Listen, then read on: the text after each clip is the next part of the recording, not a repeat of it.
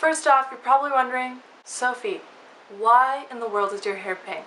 My answer to that is 2020 mother trucker. Hello chickens of the internet, my name is Sophie and today I'm going to be talking about what it is like to be queer in the commercial dance industry.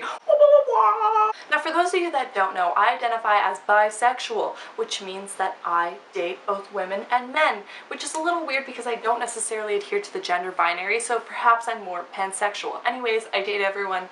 That's the gist. Thank you for listening to my TED Talk. I'm a, what you could say, I guess, professional dancer. That sounds really dumb. Basically, I'm trying to pursue dance as my career. I mostly do hip-hop, so I'm going to be focusing on my own experience as a bisexual hip-hop dancer, and I'm only speaking to my own experience. So the first thing I wanted to talk about is guys and girls parts in dances.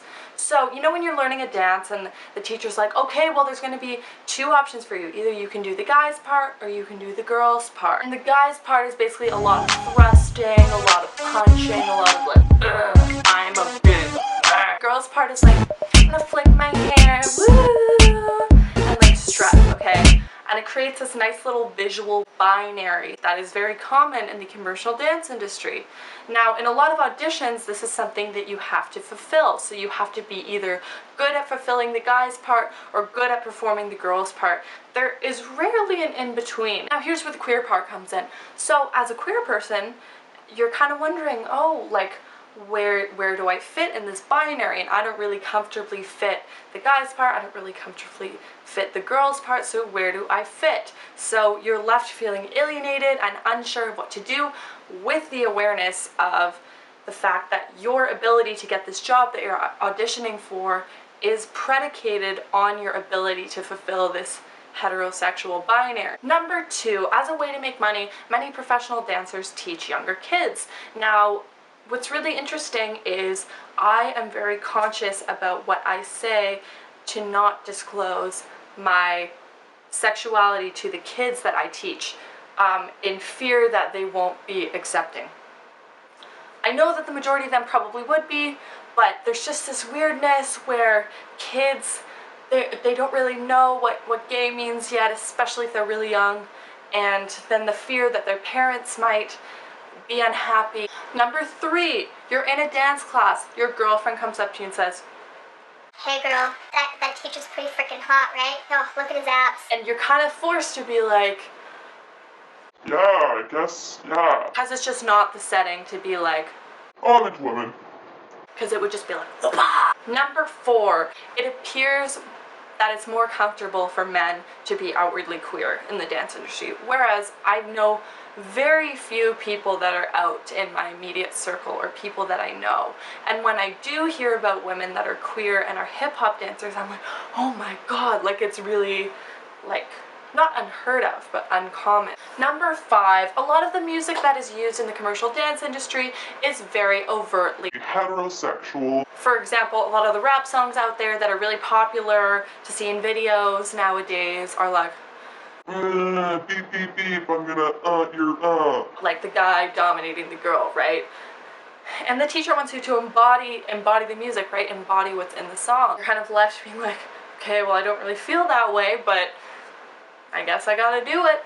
Number six, in auditions, especially if you're auditioning for something that's a little more jazz funky or maybe heels, you are expected to dress in a particular way. Tight clothing, traditionally feminine clothing, and perhaps as a queer woman or someone that doesn't adhere to the gender binary, that's not something that's comfortable for you, and that's not something that you want to wear. However, the way that you present yourself in an audition is very important and affects how you're going to get the job. So essentially there's these rules in place, these unspoken rules in the industry that kind of box queer people in to this heterosexual narrative that is omnipresent and is always there. And you kind of know that you have to abide by this, because you gotta pay your bills, you gotta get jobs, you gotta book, you know? Now, I'd like to add a disclaimer that it's becoming a lot easier to be